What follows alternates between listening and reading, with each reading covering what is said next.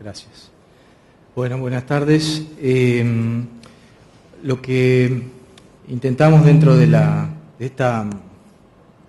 esta presentación, dentro de nuestro congreso, la misión, que justamente un poco lo que busca es tratar de que cada uno reflexione sobre qué misión le cabe, qué misión es la que tiene que impulsar para seguir construyendo esta manera de hacer las cosas de forma sustentable, de forma amigable con el ambiente.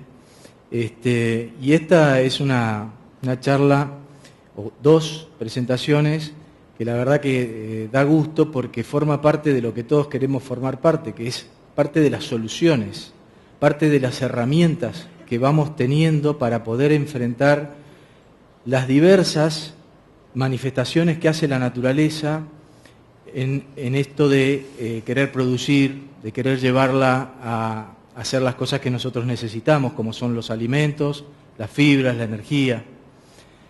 Entonces, va a haber dos disertantes. El primero de ellos, Martín Lema, como ya se comentó, es director de biotecnología en el Ministerio de Agricultura, y nos va a dar un pantallazo sobre cuáles son los eventos biotecnológicos que tenemos al día de hoy aprobados en Argentina, cuáles son los que están en cartera, cuáles son los que se están trabajando pero todavía no están aprobados, algunos están próximos, otros puede ser que tengan un periodo mayor para llegar a su aprobación, y también qué hay que está por venir, que por ahí todavía no entraron en el proceso de regulación, pero sí que son eventos que ya Martín sabe que porque están desarrollados en alguna parte del mundo o porque hay equipos que aquí los están intentando desarrollar, pueden estar próximamente comenzando con una etapa de estudio para su aprobación. Y la segunda presentación que hace Claudio Dunan, que ya fue presentado por el locutor, tiene que ver con otra parte también de estas herramientas que nos provee la biotecnología, que es aquellas nuevas posibilidades que tenemos como productores para organizarnos en una nueva etapa donde los productos que habitualmente hacemos son transformados en nuevas producciones para vender, que pueden tener que ver con combustibles, que pueden tener que ver con plásticos, que podrán tener que ver con distintas moléculas que ya él nos va a detallar y a contar, pero que van a estar al alcance de los productores, que va a estar al alcance de grupos de productores o de productores, y esto ya lo vamos a ver en detalle. Así que, bueno, Martín, bienvenido. Gracias, Alejandro. Voy a seguir tu consejo y buenas tardes a todos. Empezar por hacer un comentario muy general que para la mayoría será algo conocido, pero sirve para nivelar la charla. En la biotecnología agrícola existen muchas herramientas diversas que se aplican, que pueden ir desde la micropropagación, el mejoramiento asistido por marcadores moleculares, la mejora genética por distintas metodologías, incluyendo la transgénesis, el uso de los bioinsumos, y todas ellas hoy día se utilizan en mayor o menor medida en la agricultura argentina, pero hay grandes diferencias en la forma de uso respecto de cuántos actores son los que originan, los que diseminan esas tecnologías, qué impacto económico tienen y en un aspecto muy importante además que es la regulación. Algunas agrobiotecnologías tienen una regulación específica, más allá de las generales que le puedan caber, y otras no. Dentro de las biotecnologías reguladas hay dos que son un objeto central de muchas de las exposiciones y presentaciones que se dan aquí en el Congreso de APRESID, que son los cultivos genéticamente modificados y los bioinsumos agropecuarios. Alejandro me pedía que hiciera un raconto, una mención a cómo viene lo que le llamamos el pipeline o la lista de futuros cultivos genéticamente modificados que podrían llegar a ser utilizados en la agricultura en un futuro cercano.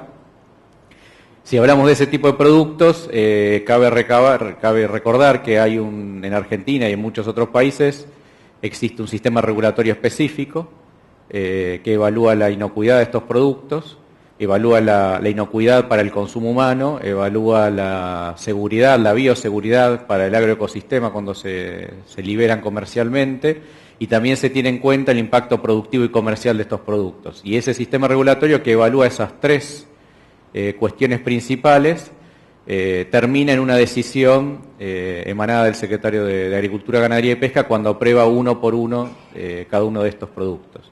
Dentro de este sistema regulatorio, la institución más antigua y la más conocida y reconocida es la CONAVIA, la Comisión Nacional Asesora en Biotecnología Agropecuaria, aunque no es la única, pero es la más reconocida porque es la que tiene una mayor trayectoria y la que a mí en este momento circunstancialmente me toca actuar de secretario ejecutivo. En relación a los productos que han ido pasando por este sistema regulatorio y que hoy día están al alcance, los puede usar el productor, son objeto de la cotidianidad de lo que se habla aquí. Ustedes están familiarizados, las hojas resistentes a herbicidas, los maíces resistentes a herbicidas, resistentes a insectos, lo mismo con el algodón. Son productos que han contribuido muchísimo a la sustentabilidad de la producción agropecuaria, por la siembra directa, como también por los otros beneficios ambientales, que para mí por lo menos es una novedad. Pensaba que APRESID estaba enfocado en siembra directa, pero ahora noto que esa preocupación de la asociación se extiende hacia las otras herramientas para una agricultura sustentable, y por tanto también conviene recordar que los cultivos resistentes a insectos reducen el impacto comparado con los cultivos no genéticamente modificados, en los que hay que usar más insecticidas químicos, contribuyen a un uso más sustentable, a una producción agrícola más sustentable. Pero eso es lo que ya hay. En relación a lo que se viene, obviamente que uno no puede dar una lista definida ni fechas, eso es un proceso, no se puede anticipar así nomás. Pero sí, como una tendencia general, existen en el corto plazo varios productos de soja y maíz con resistencias a herbicidas e insectos. Especialmente en soja, que hoy día se maneja a campo prácticamente una resistencia a un solo herbicida, en los años próximos puede haber una oferta de distintas variedades con distintas resistencias a distintos principios activos. Y esto puede servir muchísimo a lo que es la rotación, a lo que es la aparición de plagas resistentes y en general a lo que es la sustentabilidad y la diversificación de la producción. Y además a mantener el sistema de siembra directa indefinidamente. Después, tanto en soja y maíz como en otros cultivos se vienen otros traits, que se le dice en inglés, o características en castellano, que son interesantes desde el punto de vista de cuidar la sustentabilidad de la producción agropecuaria. Estamos hablando de resistencia a sequía o plantas que pueden producir con menor demanda hídrica. Estamos hablando de resistencia a otro tipo de patógenos, fúngicos, virales, insectos, otros tipos de insectos, que también podrían reducir, sí, no reemplazar totalmente, pero sí reducir la necesidad de utilizar insecticidas químicos en ciertas situaciones o cultivos.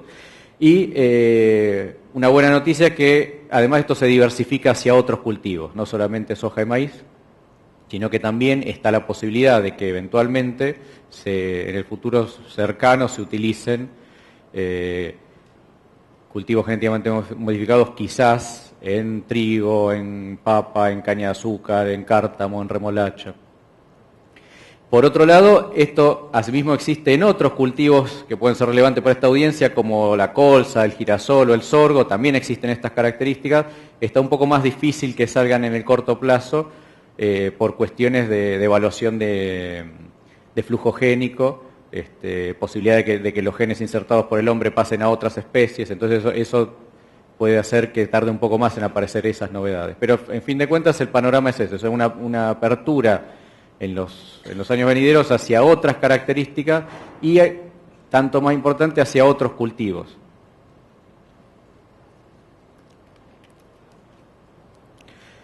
Lo anterior que les contaba hacía mucho énfasis en lo que son los cultivos genéticamente modificados, pero también son importantes los otros productos regulados que les mencionaba, que son los bioinsumos.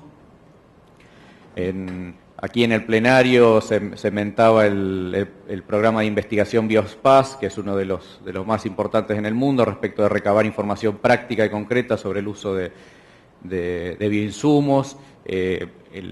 Los stands ofrecen múltiples productos relativos a tratamientos de semilla de naturaleza biológica. Los bioinsumos, todo el sector, no solo el Ministerio de Agricultura, sino todo el sector reconoce, sabe, ve venir que hay una gran expansión en lo que es nuevas características que pueden aportar los bioinsumos, es decir, mejorar el crecimiento de las plantas de maneras novedosas, combatir ciertas enfermedades o problemas. Y esa es otra cuestión en la que desde el Ministerio, no solamente el Ministerio de Agricultura, pero desde el Ministerio de Agricultura, el INTA, se está trabajando intensamente para explotar al máximo esa capacidad, que no quede solamente en aquellos cultivos o cadenas que más pueden traccionar la demanda de los productos, sino que estén disponibles para un espectro más amplio de cadenas productivas y de cultivos. En función de eso es que recientemente se ha creado en el Ministerio de Agricultura el CABUA, que es el Comité Asesor en Bioinsumos de Uso Agropecuario, que va a asesorar a las autoridades de la cartera de Agricultura en lo que es la regulación y la promoción del uso de este tipo de productos.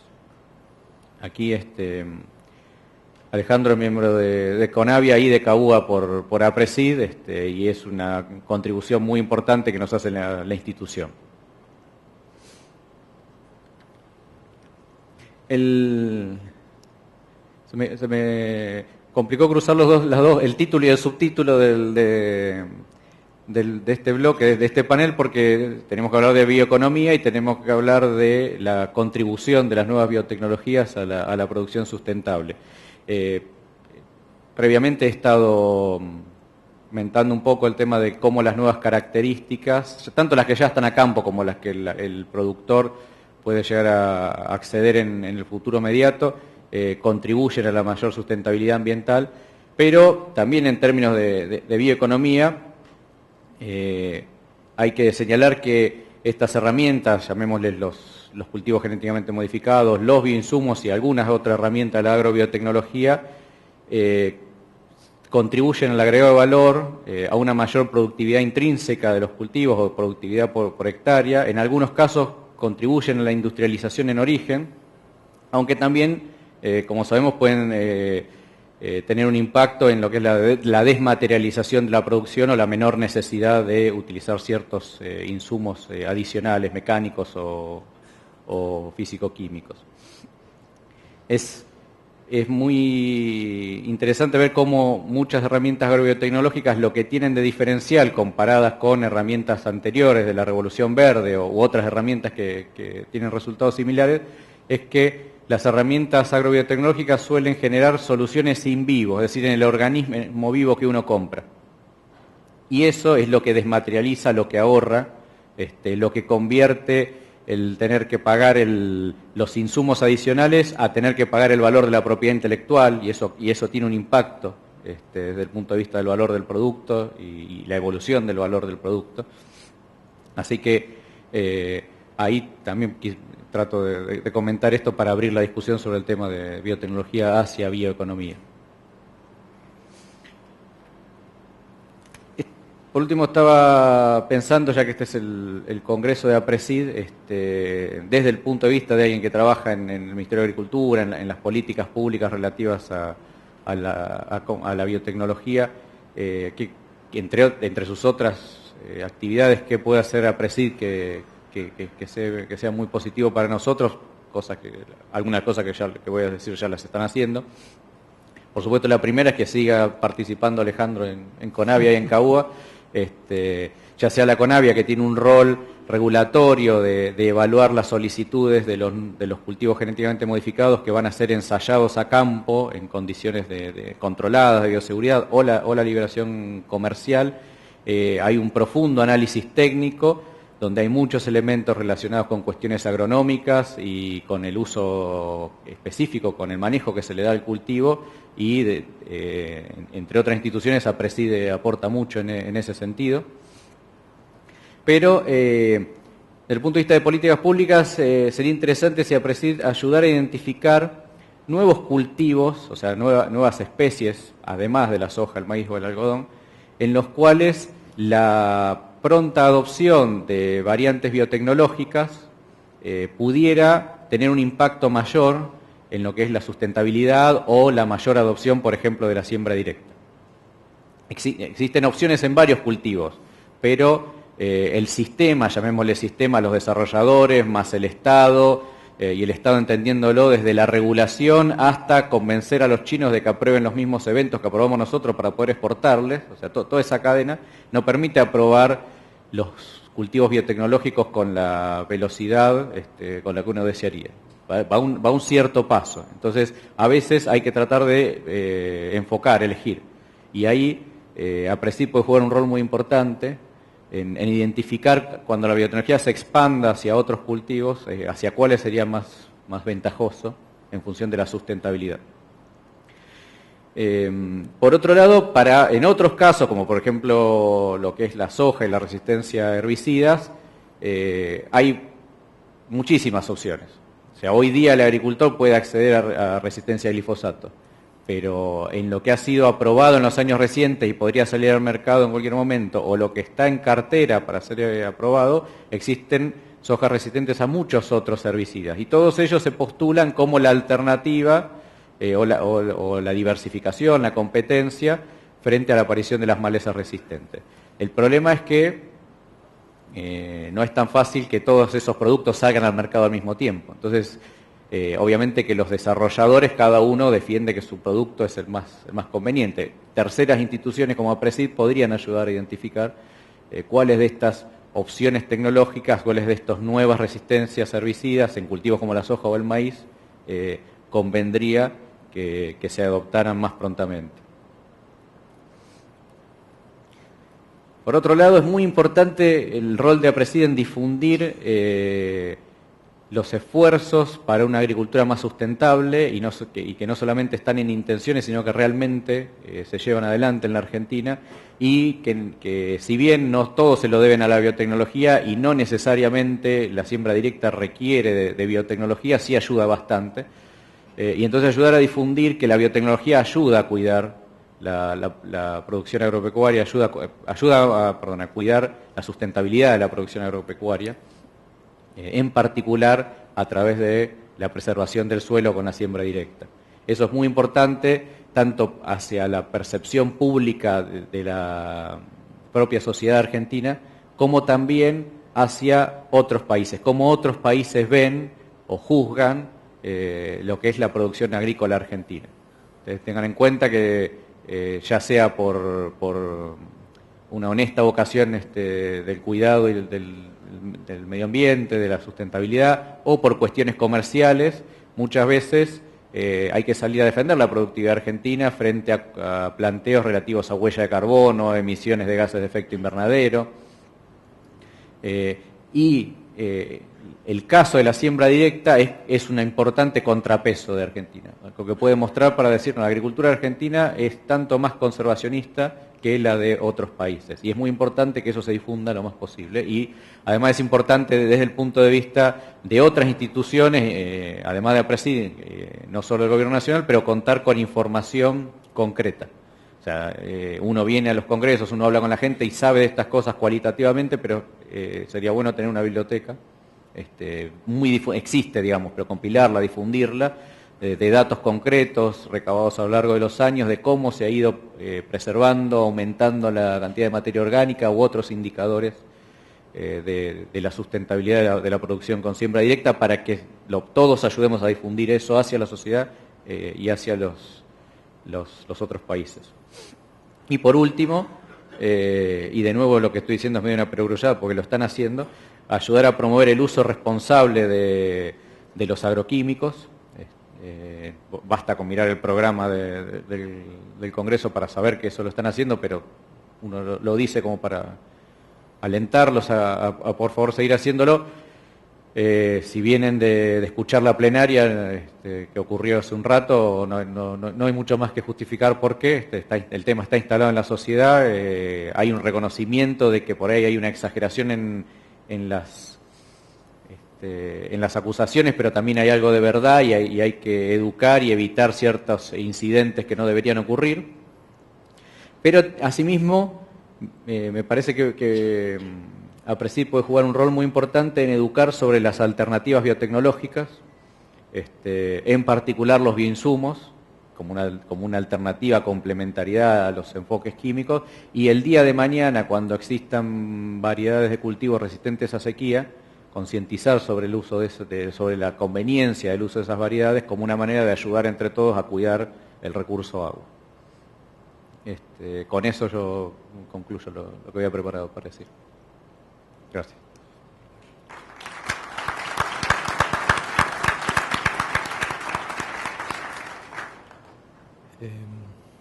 Después hacemos una ronda de preguntas, porque ya me dejaste algunos temas planteados para la institución, así que comenzamos con Claudio, por favor.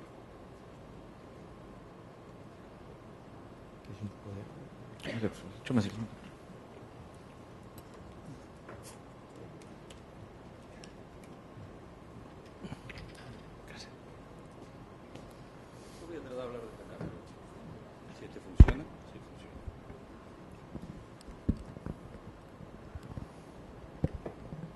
¿Esto cómo es? Esto es el entero y esto va para acá. Ups. Bueno, bien. Ahí estamos.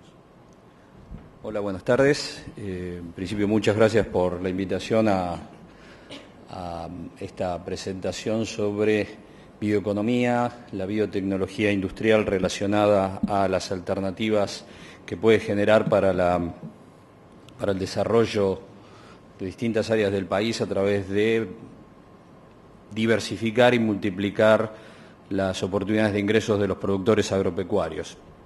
Es básicamente la biotecnología industrial, como está puesta acá, una parte fundamental de la bioeconomía. Voy a tomar un par de minutos como para ponerlo en contexto, cosa que se entienda bien. Recién estábamos escuchando a Martín sobre todas las actuales y las nuevas potencialidades que tenemos en eventos biotecnológicos para la producción de cultivos, y esa es básicamente la biotecnología de semillas, con todas las ventajas que Martín mencionó y que recién empezamos a ver los primeros pasos de esta biotecnología. Pero hay otra biotecnología que está desarrollada y que se está desarrollando y cada vez avanza más, que es para lo que se llama el uso industrial. Y este uso industrial es el resultado de pensar en que lentamente estamos transitando un camino al reemplazo de la economía basada en el petróleo a la economía basada en la biomasa. No es un camino corto, no es un camino recto, es un camino largo y sinuoso, pero están dadas las condiciones y las tendencias desde el punto de vista de la imagen, desde el punto de vista de las necesidades, como para que este camino se empiece a acelerar en los próximos años. Básicamente, nosotros estamos muy acostumbrados a que a partir del petróleo obtenemos energía, en una refinería después pasa y obtenemos desde solventes a plásticos. Básicamente el concepto es el mismo, trasladémoslo ahora a, en lugar de utilizar petróleo, utilizar biomasa renovable.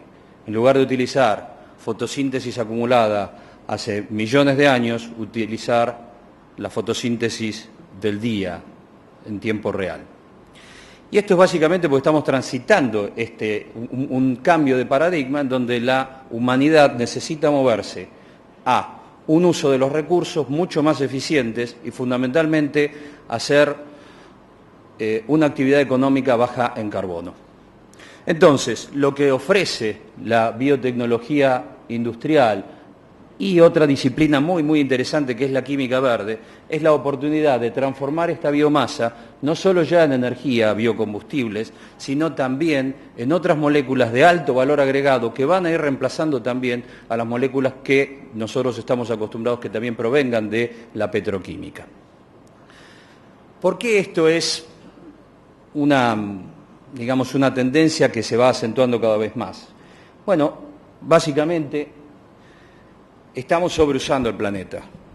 Este gráfico lo que está indicando es la huella ecológica global de la actividad humana, y ya podemos ver que si definiendo como el área productiva que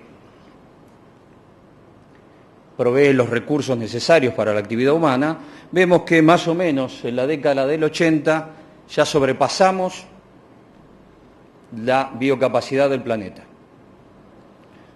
Hoy estamos utilizando un planeta y medio, los recursos que debería estar proveyendo un planeta y medio. Y si continuamos con esta tendencia, o sea, si continuamos haciendo business as usual, en el 2030 vamos a necesitar 2 planetas para proveer las necesidades de la humanidad. Esto es claramente un problema que, si bien dicho así es muy abstracto, se está empezando a manifestar. Hay una creciente preocupación por lo que está ocurriendo con el cambio climático. Fotos de la sequía y tormentas de tierra en Rusia hace 4 o 5 años, 2010, el huracán Sandy en Nueva York, las olas de calor totalmente anormales de Europa y las inundaciones que estuvimos viendo en los últimos meses en varios lados del mundo.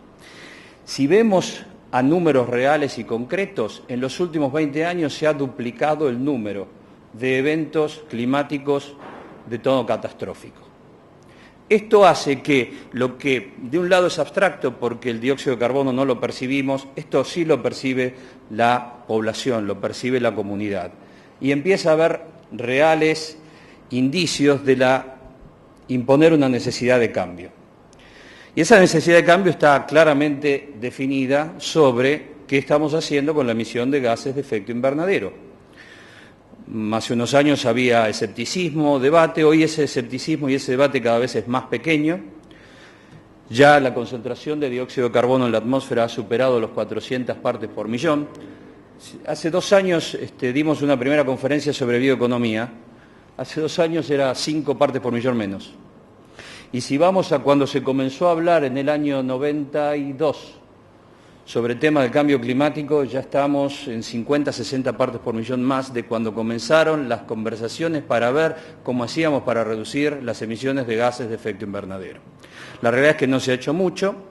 La temperatura, por ejemplo, del mes de junio de 2014 es la más alta en la historia de los meses de junio, y ya estamos en 0,6 grados por encima de la media histórica, por encima de 0,6 grados, por encima de los valores medios que eran en la época preindustrial. Entonces, ya hay una relación establecida y aceptada en mayor medida, obviamente con matices porque hay empresas y gente que ve otra forma de interpretar esto, pero que realmente se refiere a la absoluta necesidad de bajar la emisión de gases de efecto invernadero. Si no, vamos a empezar a ver algunos escenarios no tan fáciles de manejar. Hoy por hoy hay un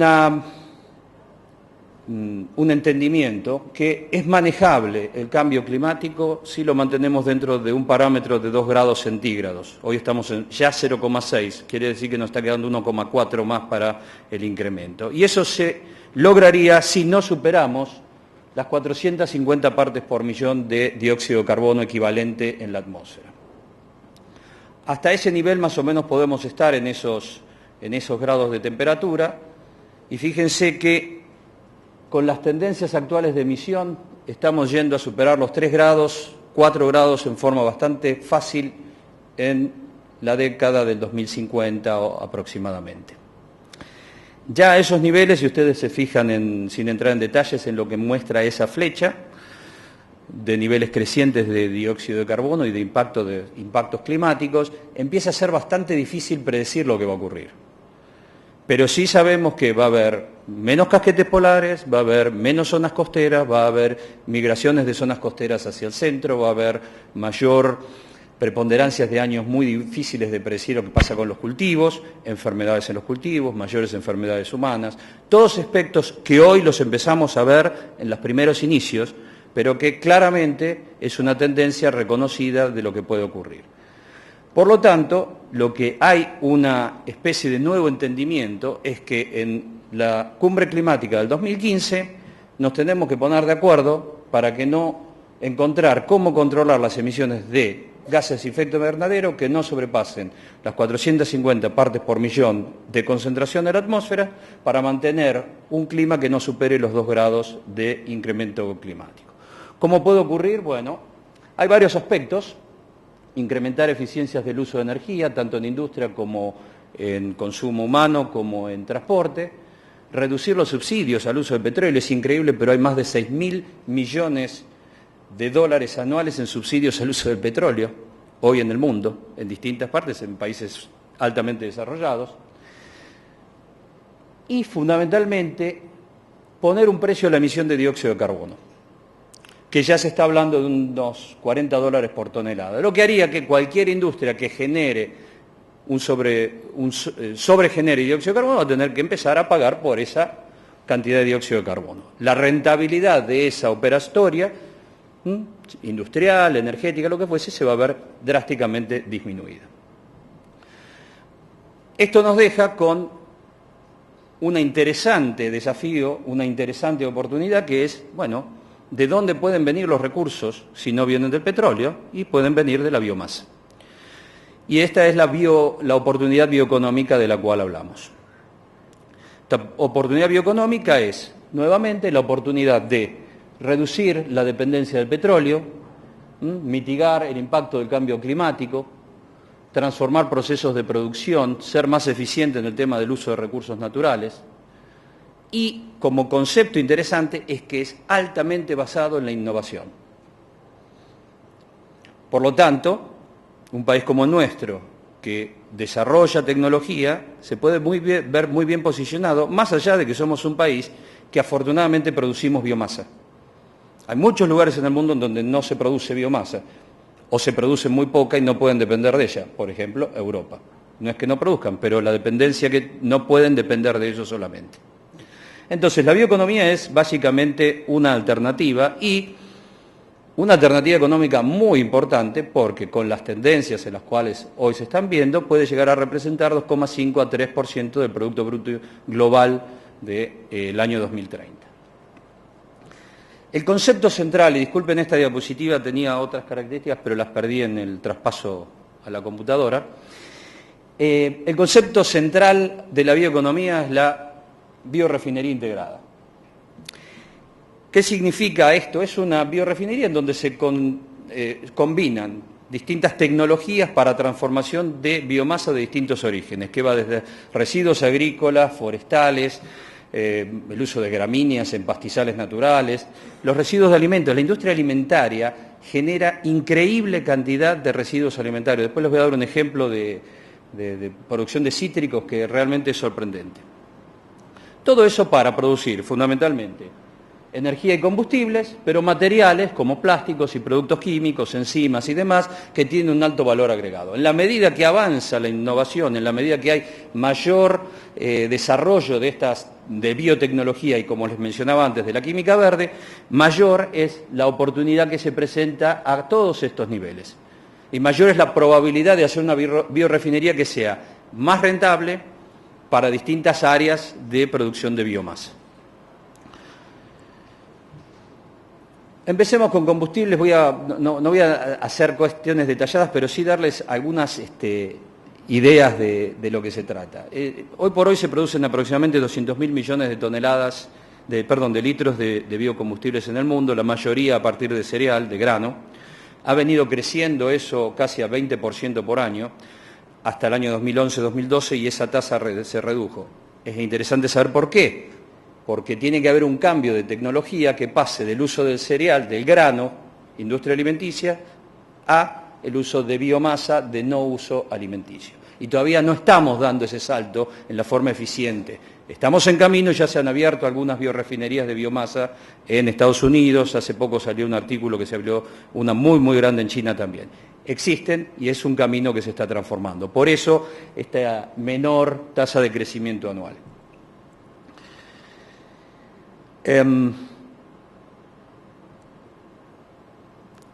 Otro tema relacionado con estos. ¿Qué puede pasar con el uso de biocombustibles desde el punto de vista de su expansión? Bueno, hay un aspecto ambiental que es claro. Si nosotros vamos, y somos optimistas, imaginamos que en el 2015 realmente se llega a un acuerdo y estamos en generar un pico de emisiones en el 2020 para caer nuevamente hacia el 2050 y no superar los 2 grados de incremento de temperatura, el 75% de las reservas fósiles quedarían como reservas. No serían utilizables, porque utilizar más de ello implicaría superar estos niveles, estas limitantes ambientales a las cuales que la humanidad está tendiendo a ponerse.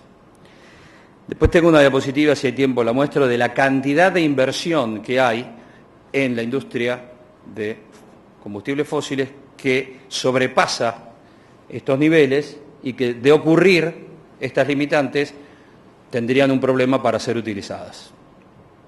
Entonces, esto es más que claro, lo cual, si esto ocurre de nuevo, empiecen a pensar en el empujoncito que significaría para la producción, el desarrollo de la bioeconomía, de la biorefinería, de los biocombustibles. Acá hay dos barras que representan la inversión.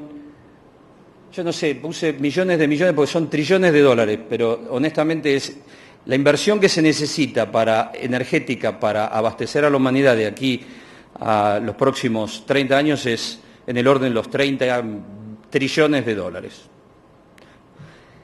Es menor, sí, se limita, es menor la cantidad que se va a invertir, pero además cambia el perfil hacia dónde se va a invertir, porque va a haber mucho menos en petróleo y fundamentalmente en carbón, y mucho más en gas y otras energías renovables. El caso es de biocombustibles.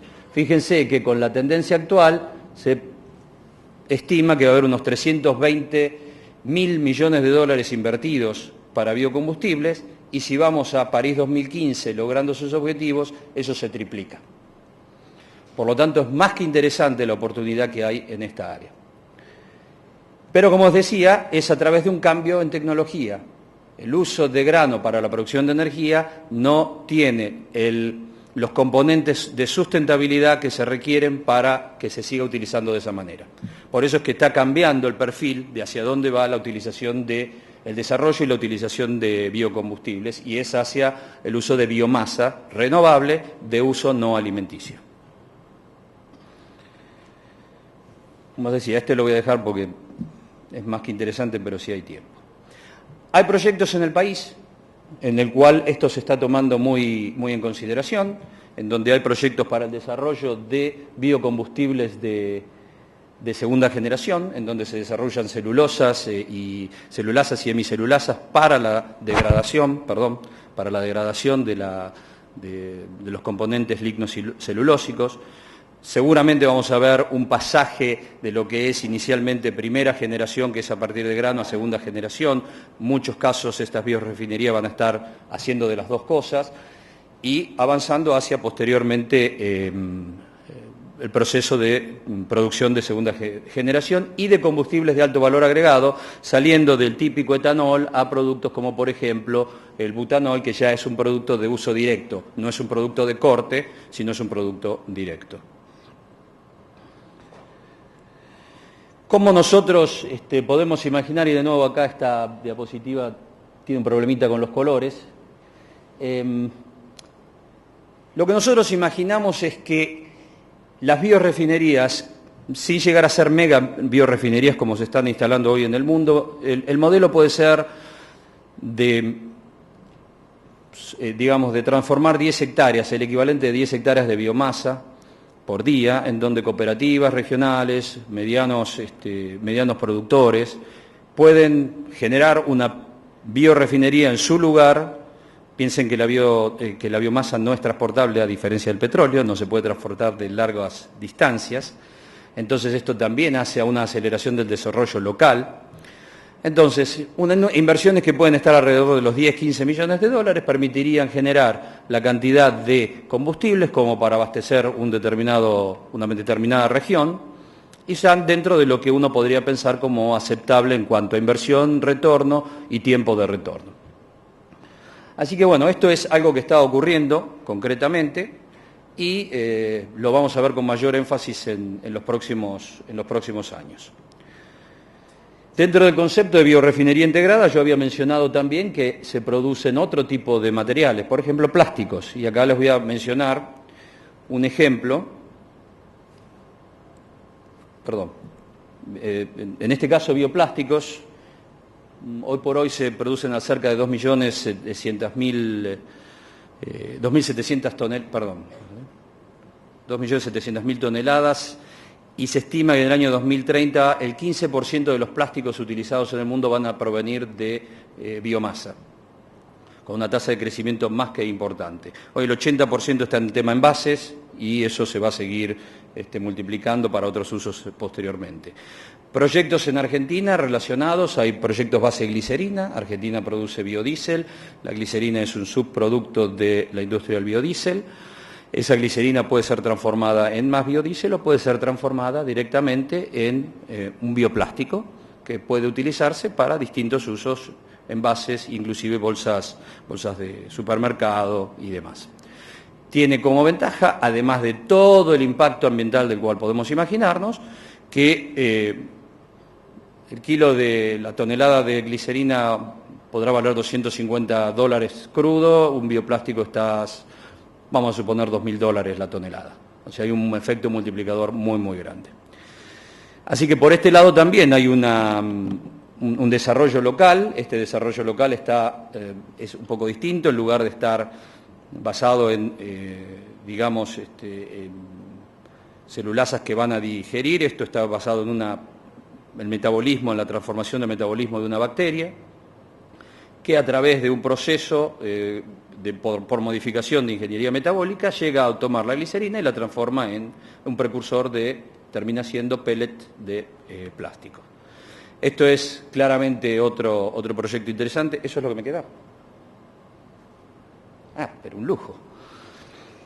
Bueno, otros ejemplos es la producción de enzimas, ya pasando inclusive un escalón más de lo que es biorefinería, porque entonces ya estamos usando el concepto de planta como biofactoría, ya transformamos la planta, en este caso cártamo, para la producción de una enzima de alto valor agregado, como es la quimosina, que se utiliza en la producción de queso.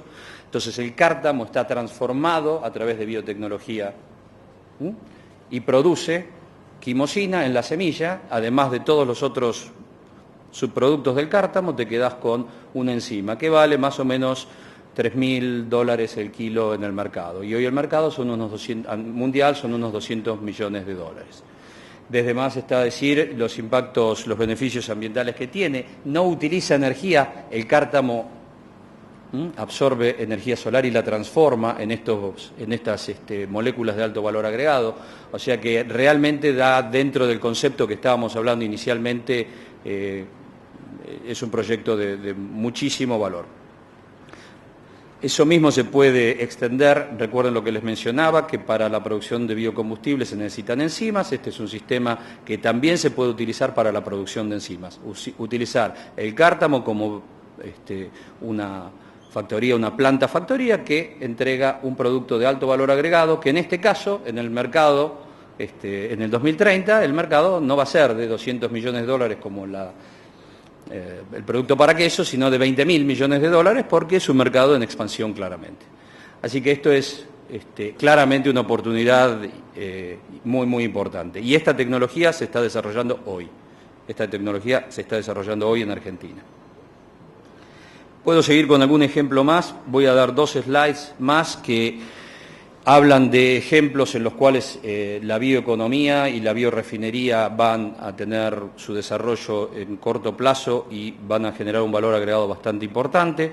Uno de ellos es una factoría pensando para residuos de trigo, en donde el rastrojo de trigo, parte de ese rastrojo, que en algunas zonas hay y es de sobremanera hasta dificulta la siembra, puede transformarse en productos de alto valor agregado. Por ejemplo, ceras, vieron que el trigo tiene una cera en el rastrojo de trigo, eso es extraíble, tiene un valor muy alto, obviamente en combustibles de segunda generación.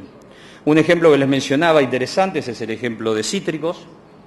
La industria del cítrico, por ejemplo, Entre Ríos produce 200.000 toneladas de naranja para jugo, los cuales el 50% de la naranja, el residuo de la naranja, tiene usos, algunos para alimentación animal, algunas transformaciones de no mucho valor.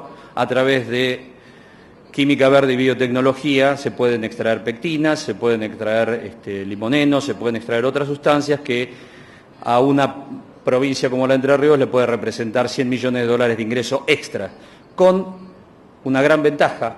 La industria ya está habituada a mandar su producción a un centro, por lo tanto, ni siquiera hay un problema logístico para transportar la lignina.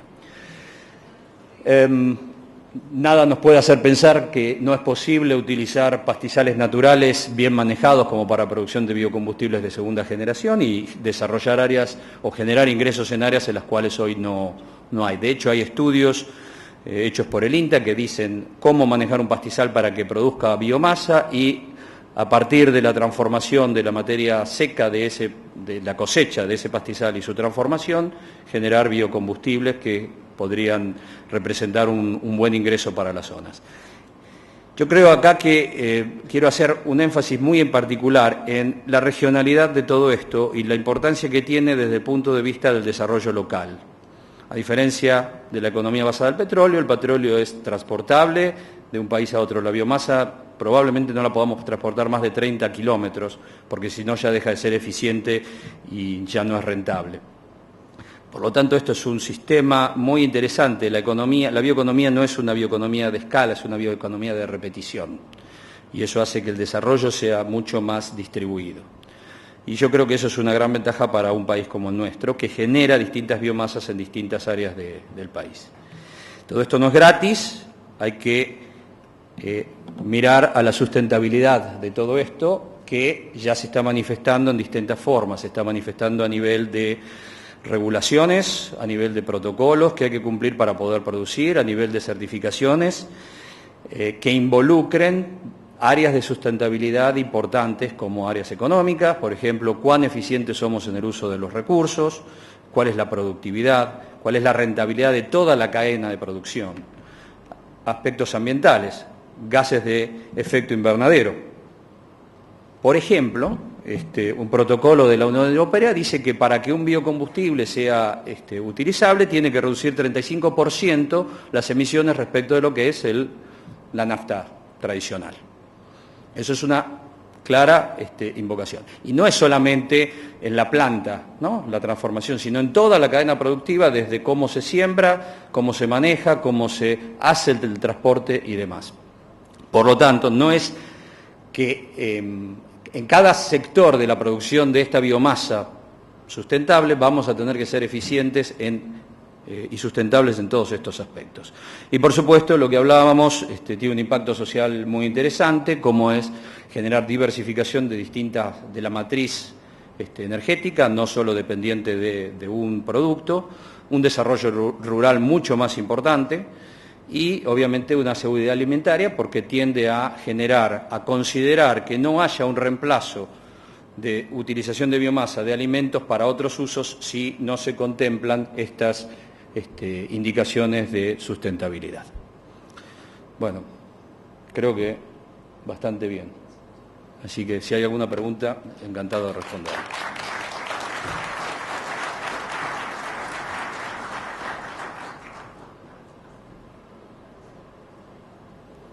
Bueno, vamos a pasar a las preguntas.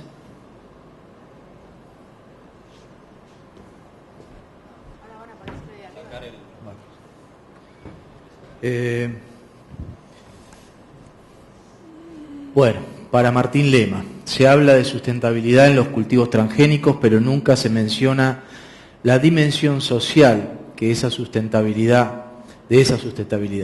¿No cree que es momento de empezar a hacerlo? Tanto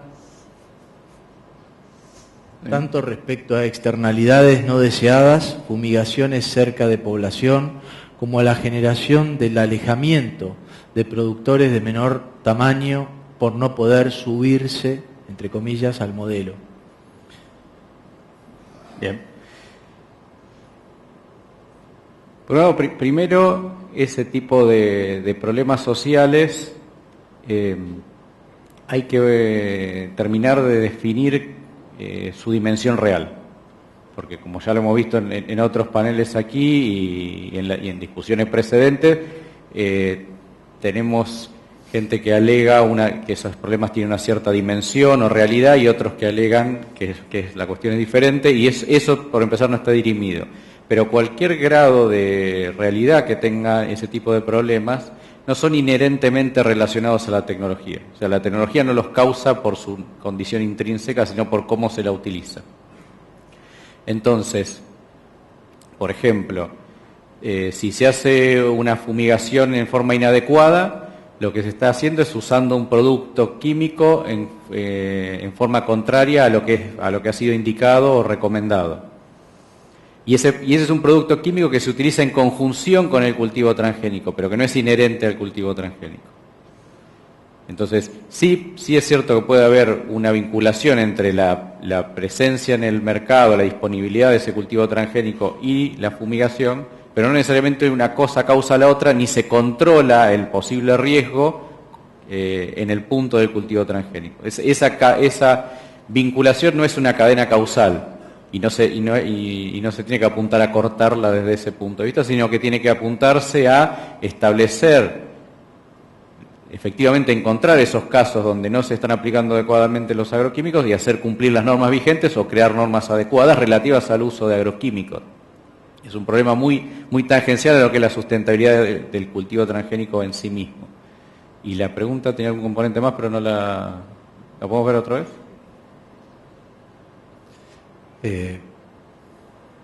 Tanto respecto a externalidades no deseadas, fumigaciones cerca de poblaciones, el alejamiento de productores de menor tamaño por no poder subirse al modelo. Bueno, lo mismo con el tema de los distintos perfiles de productores que puedan acceder a la tecnología, también completamente de acuerdo en que las biotecnologías disponibles y especialmente, no solo en cultivos genéticamente modificados, en otras también ocurre, pero en esto en particular, está disponible mayormente para pocas cadenas y un cierto perfil de productores.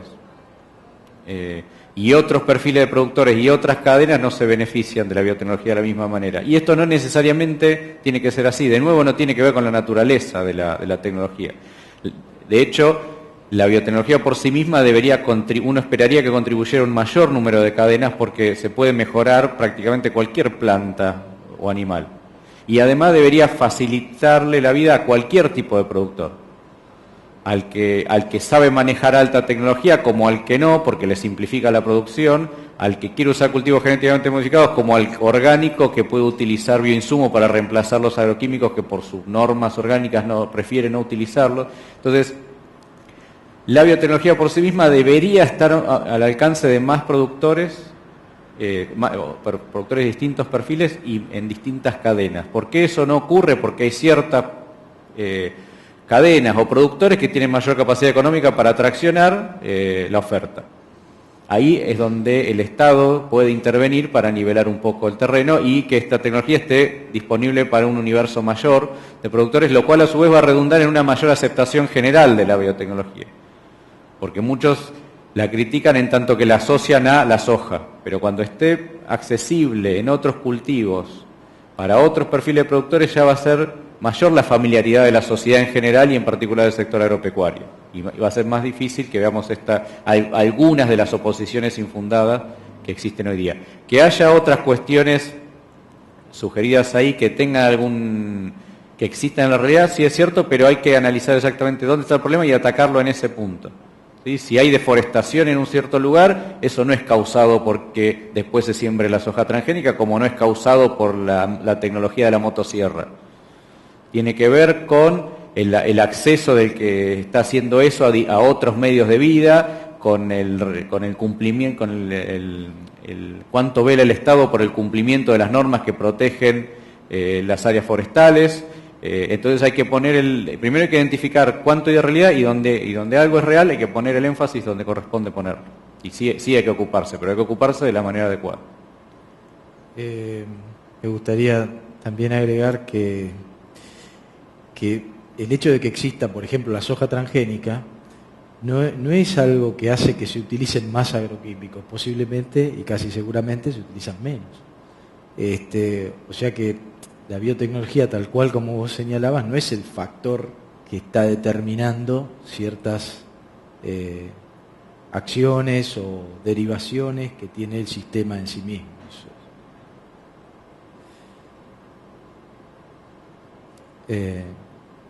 Vemos la siguiente pregunta, también para Martín.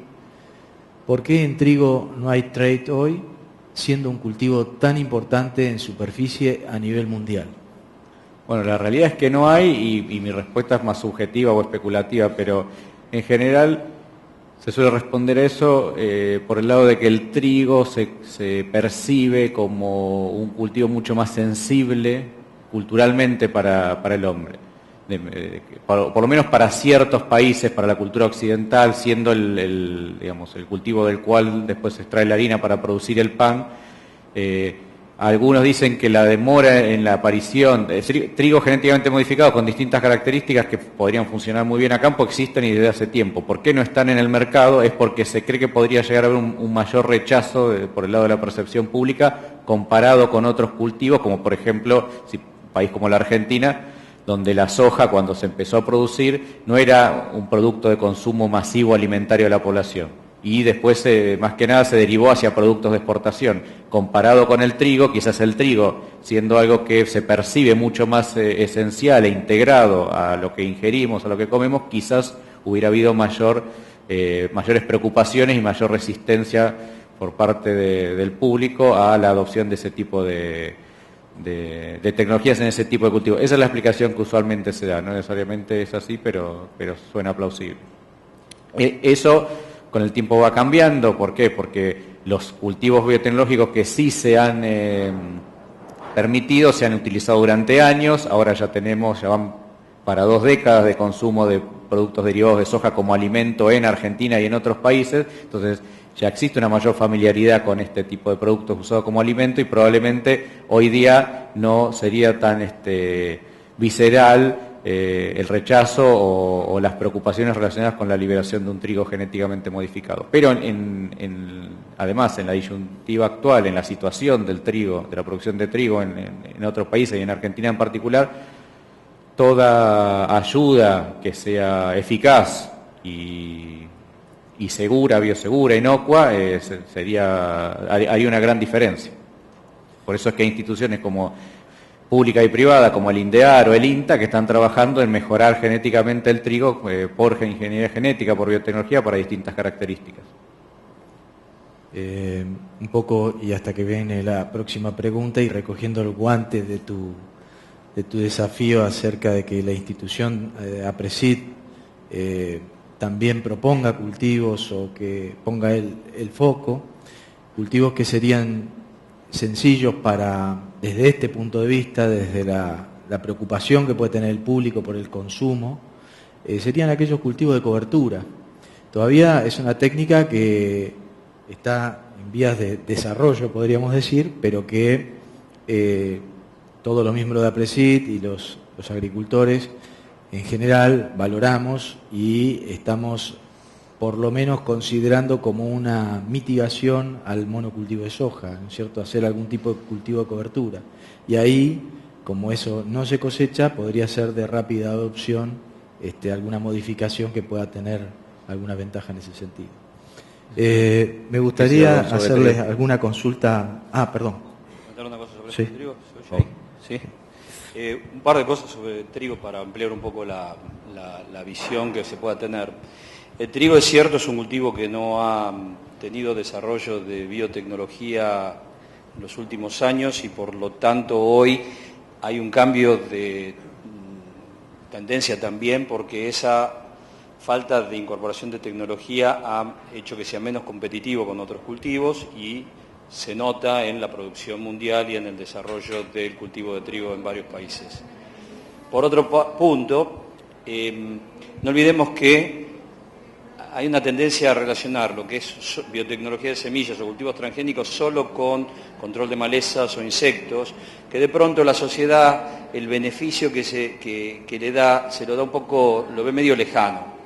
Yo creo que en la medida en que lleguen al mercado tecnologías que ayuden a mejorar la eficiencia del uso de recursos, mejorar la eficiencia del uso de agua, reducir las emisiones de dióxido de carbono, van a ser mejores vistas por la sociedad y van a empezar a cambiar un poco la imagen.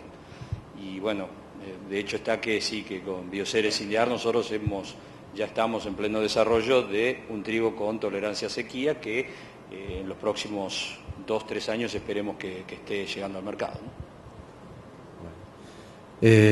Claudio, te quería hacer una consulta respecto de estas propuestas de biorefinerías, realmente muy, muy interesantes. Se me ocurren dos aspectos que creo que son importantes para el productor. El primero es, ¿en qué plazo crees que puede estar esto disponible como para que un productor, por ejemplo, se fabrique su combustible o un grupo de productores zonales puedan ya pasar a la acción, que es un poco la expectativa nuestra? Creo que hay, desde el punto de vista del desarrollo de la tecnología para la transformación, ya estamos muy cerca y de hecho hay lugares en el mundo en donde ya están las plantas operando a partir de lignocelulosa. Por lo tanto, la transformación, el proceso de transformación y la tecnología hoy existe. Desde el punto de vista del desarrollo de ingeniería y financiamiento, hay planes pilotos en la Argentina en los cuales imaginamos que de aquí a 2 años ya vamos a tener la oportunidad de decir sí, ya es posible empezar a hacerlo en 3 o 4 lugares piloto de la Argentina, que puedan ser cooperativas en distintos lugares de la provincia, o de Buenos Aires, o de Santa Fe, o de San Luis, que ya han manifestado interés en que eso ocurra. El otro aspecto es, vos mostrabas la ventaja a nivel global que significa este nuevo tipo de combustibles, pero por supuesto la preocupación desde nuestra manera de mirar los sistemas es, está bien, agregamos diversidad, agregamos, hay muchas cosas, pero también estamos usando el rastrojo, ¿no? O sea, o no. Sí, ¿cómo lo han, por ahí cortar un esparto? Bueno, hasta ahora el esparto se moría ahí y las vacas comían lo que estaba un poco alrededor, pero no lo tocaban. Es una biomasa que la vemos como más secundaria, si bien termina en el suelo también, pero remover un rastrojo de maíz, por ejemplo, puede ser otra visión. Entonces, ¿cómo ves eso? Desde el punto de vista del productor, ¿cómo analizan eso? Yo creo que en principio dependerá de las zonas. Supongo que hay zonas en las cuales es más fácil sacar una proporción del rastrojo, no estamos hablando de todo el rastrojo, no estamos hablando del 100% de rastrojo de maíz, pero un 20-25%, como se utiliza hoy en algunos lugares del mundo, habría que ver si agronómicamente eso es posible. Y yo creo que básicamente es el gran desafío. Porque por otro lado, hoy hay zonas en donde se produce 70% del área está destinada a la soja, en donde el residuo es mínimo. Sí. Ahora, si vos multiplicás el valor del grano de trigo, le agregás un valor agregado más por la transformación de una parte de su rastrojo, a lo mejor empezás a tener mayor rotación con trigo o mayor rotación con maíz, y eso en el conjunto global te da un balance positivo. Por lo tanto, creo que esto es justo el debate para Presidi y justo el debate agronómico. Estas son nuevos desafíos y nuevas oportunidades que hay que empezar a pensar. Bueno, el tiempo se nos ha terminado. Espero que hayamos podido cumplir con las expectativas que tenían los que se interesaron en esta temática. Y les agradezco muchísimo a Claudio y a Martín por el excelente nivel de sus presentaciones. Gracias por la invitación. Te felicito. Muy bueno. Agradecemos a Martín Lema.